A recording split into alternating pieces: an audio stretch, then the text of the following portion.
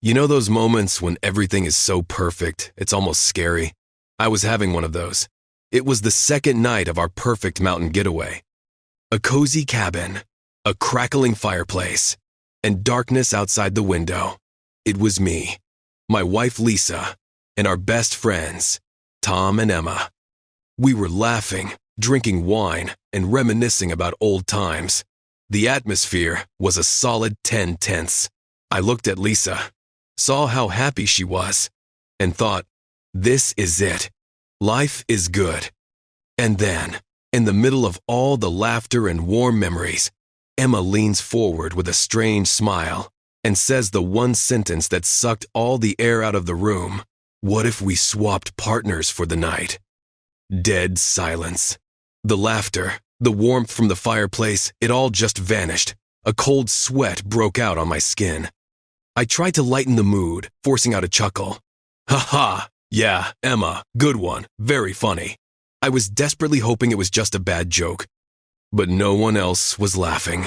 Tom was staring at the floor like he wanted it to swallow him whole.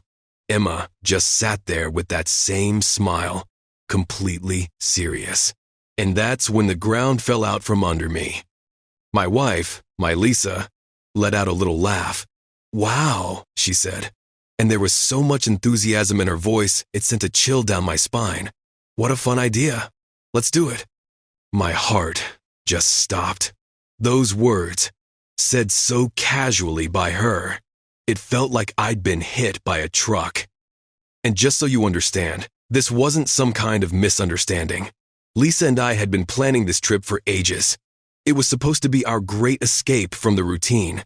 We booked an awesome cabin with a view of the hills. Tom and Emma came with us, people we considered family.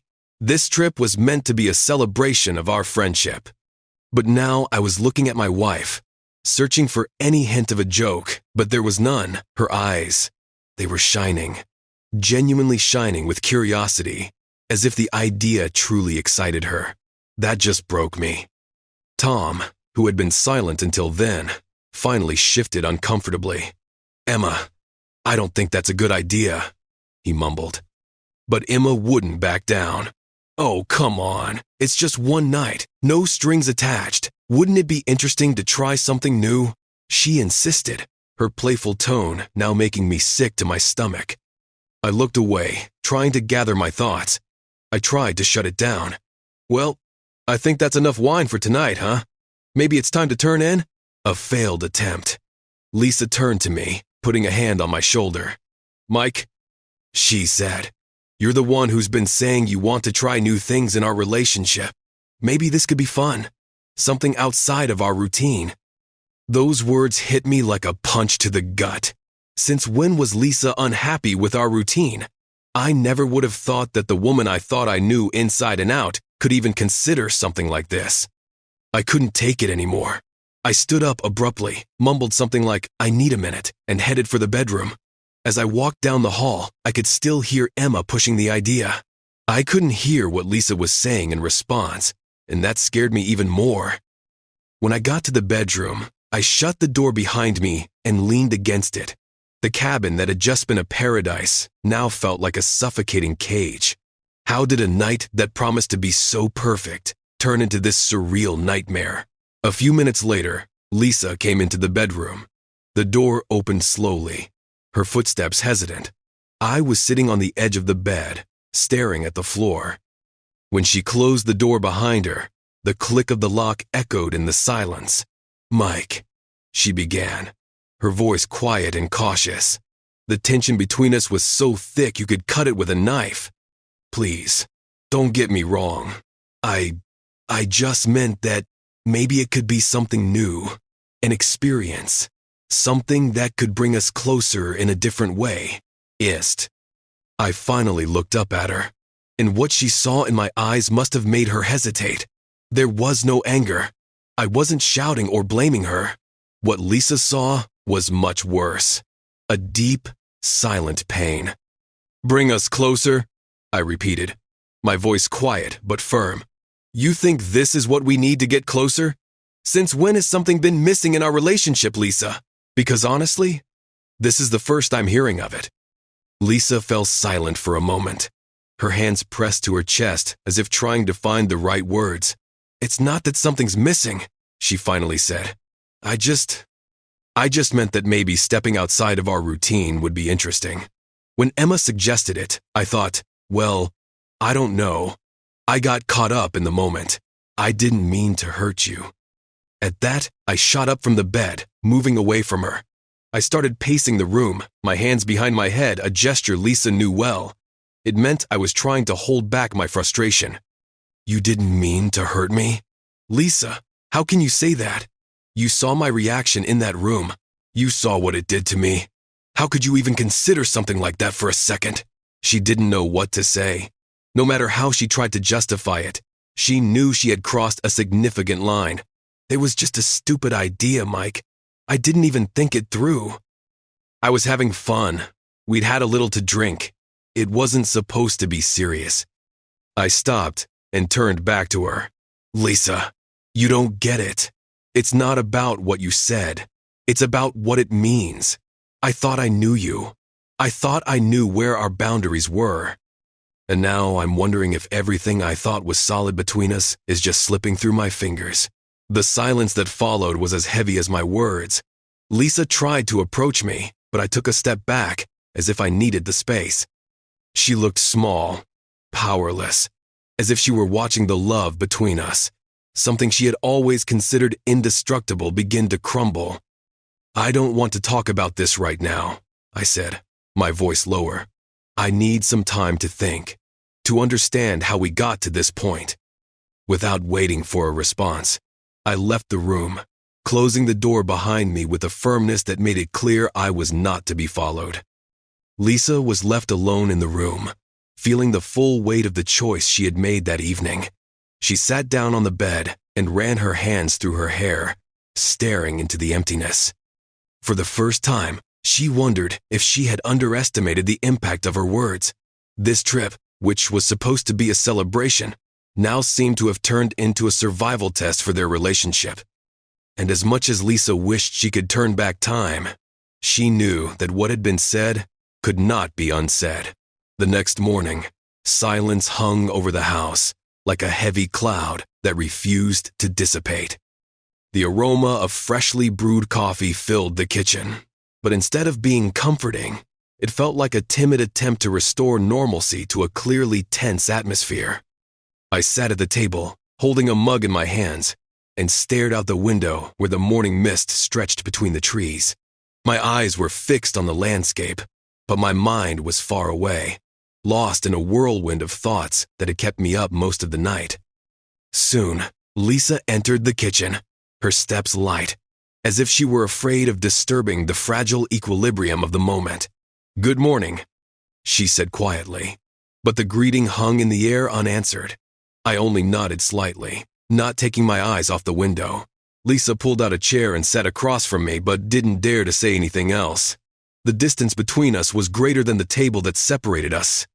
Tom appeared shortly after, followed by Emma, who, unlike the others, seemed to have slept well and was acting as if nothing had happened. "Wow, something smells delicious," Emma said, grabbing a mug and pouring herself some coffee. She was cheerful, but her energy felt out of place, almost inappropriate for the heavy atmosphere in the room.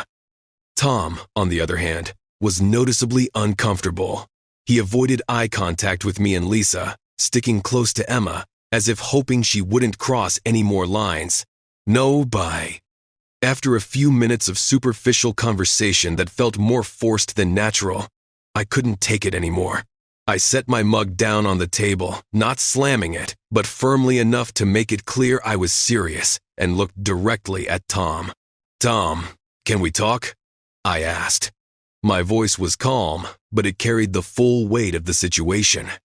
Tom nodded, placing his half-finished coffee on the counter. We stepped out onto the porch. The fresh mountain air felt like a gulp of water after the suffocating atmosphere inside the house. For a few moments, we just stood in silence, watching the wind sway the trees. Finally, I spoke. "Tom, what happened last night was not okay." I took a deep breath. And I'm not just talking about Emma's suggestion. I'm talking about how it unraveled everything. This trip was supposed to be about something else. And frankly, I expected more from you." Tom looked distraught. He shoved his hands in his pockets and stared at the floor. "Mike, I had no idea Emma was going to say that. It was completely out of line. I was just as shocked as you were." "Then why didn't you say anything?" I countered. My voice rose slightly, but I was still keeping it together. "You just sat there while she crossed that line. You could have shut it down, but you did nothing." Tom finally looked up and met my gaze. I was trying to process what was happening. It was so awkward, and I didn't know how to react. But believe me, I never for 1 second supported what she said. The sincerity in Tom's voice seemed to quell some of my anger, but it didn't erase the hurt. "Look, Tom, I get that people say things without thinking sometimes, but I'm not just worried about what was said. It's the fallout. Lisa and I are in a really difficult place right now, and I don't know if we can go back to how things were." Tom sighed, running a hand over his face. "Mike, I'm truly sorry. I'll talk to Emma. She needs to understand the damage she's caused, and I want you to know, if I could go back, I would have handled it differently." We stood in silence for a few more minutes, the sounds of nature filling the space between us. There was nothing more to say. I knew Tom's words were sincere, but they couldn't fix anything. Our friendship, just like my relationship with Lisa, was on shaky ground, and I wasn't sure how or if it could ever be repaired. When we went back inside, the silence returned. A sense that something irreversible had happened hung in the air. I didn't know if this trip, or even the bonds that held the four of us together, could survive that night. Returning to the bedroom, I found Lisa. She was sitting on the edge of the bed, her gaze fixed on her hands, which were clasped in her lap. The silence was thick, almost oppressive. When I entered and gently closed the door, the sound of the wood clicking shut felt like the final chord in a song no one wanted to hear. I leaned against the door for a moment, taking a deep breath before finally speaking. "I talked to Tom," I said, my voice calm but laced with a raw, emotional exhaustion. Lisa looked up, trying to read me, but I felt closed off, like an impenetrable fortress. He didn't know Emma was going to suggest that, but it doesn't change the fact that this is affecting us. Lisa slowly stood up, taking a few steps toward me. "Mike, I know I screwed up," she said, her voice trembling slightly. "I should have known how wrong it was, how it would make you feel. I don't know what came over me. It was like I wanted to seem cool, fun. I wasn't thinking about the consequences." I looked away, running a hand through my hair in a gesture of frustration. "Cool?" I repeated, my voice hardening. "Lisa, this isn't about being cool. It's about respect. It's about boundaries. How could you not see this would hurt us?" She took another step, reaching out a hand as if to touch me, but stopped halfway. "I see that now, Mike. I saw it the moment you walked out of that room last night, and I hate myself for it. But please, give me a chance to fix this." I finally looked her in the eyes, and what Lisa saw there disarmed her. It wasn't the anger that had been eating me up inside, desistem men, but a deep sadness, a disappointment that seemed stronger than any insult. I crossed my arms over my chest, as if trying to protect myself, to keep from opening up. "Fix it? And how do you think we're going to fix this, Lisa? This isn't just about last night. It's about what it all means. I thought we had a solid foundation. I thought we knew who we were to each other. And now I'm sitting here questioning everything."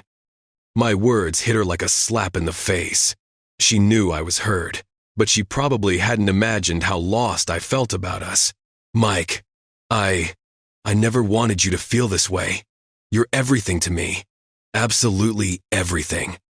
And maybe last night I was trying to compensate for something I didn't even realize was in me. I wanted something new, something to get us out of our routine, but I chose the worst possible way." I frowned, a mix of confusion and pain in my eyes. "And you thought that was the right way?" By swapping us, Lisa? Our intimacy? Our trust? As if it's some disposable thing? Is that what you thought our marriage needed? She finally took the step she had been avoiding and took my hand, squeezing it tightly.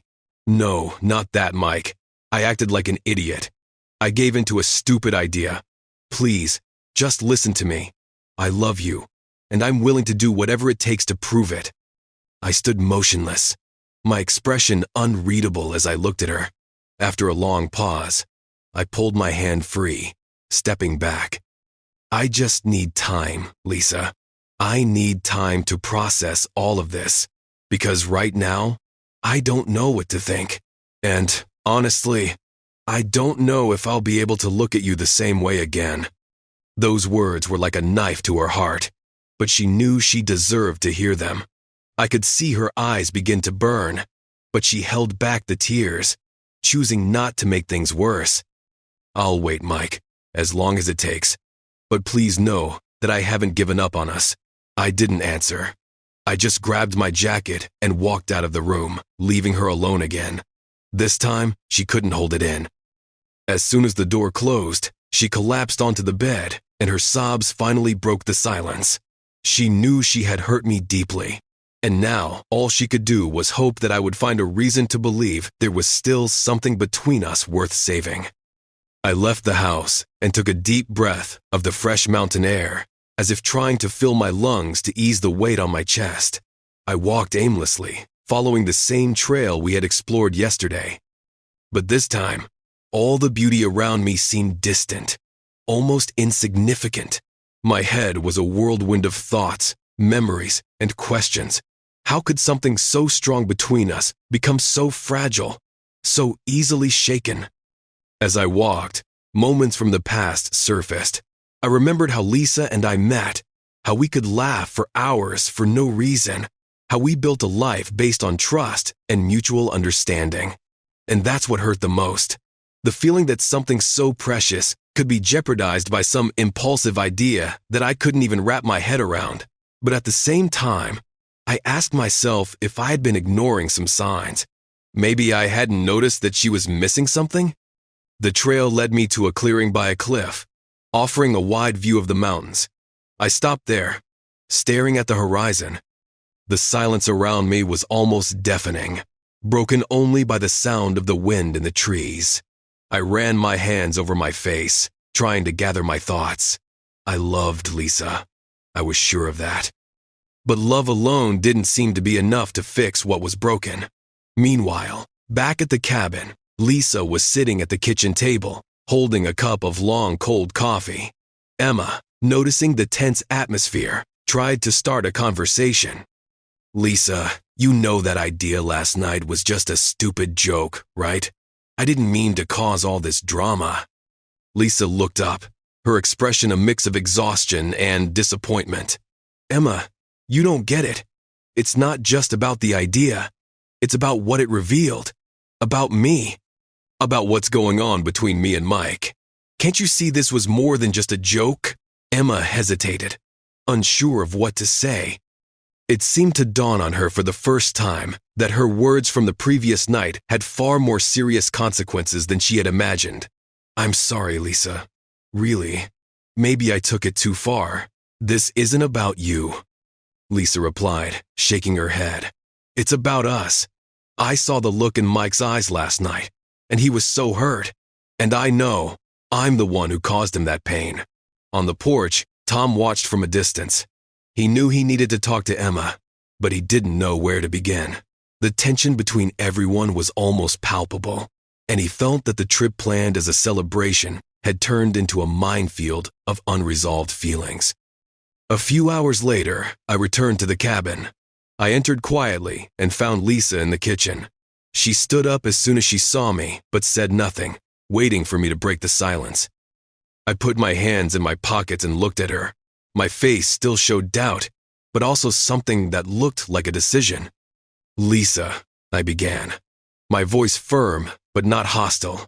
I've been thinking a lot about us, about what all this means, and I've realized something. I don't want to give up on you. I don't want to give up on us, but that doesn't mean it's going to be easy to forget what happened Lisa's eyes filled with tears. She took a step forward but hesitated. Mike, I'm not asking you to forget. I just want you to know that I'll do whatever it takes to fix this. I know I made a mistake. I know I hurt you. I nodded slowly, as if still processing my own words. It's going to take time, Lisa. This isn't going to happen overnight. But if you're willing to try, then I am too. Lisa took another step, this time gently taking my hand, as if afraid I would pull it away. I'm willing, Mike, more than anything in the world, because, at the end of the day, you're everything to me, and I never want you to doubt that again. I squeezed her hand lightly. A spark of hope began to light up in my eyes. It was a start, a small one, but a real one. And as we stood there, trying to find a new balance, the cabin no longer felt so suffocating, and the sound of the wind outside the window carried a silent promise that with effort and love, some things could be rebuilt.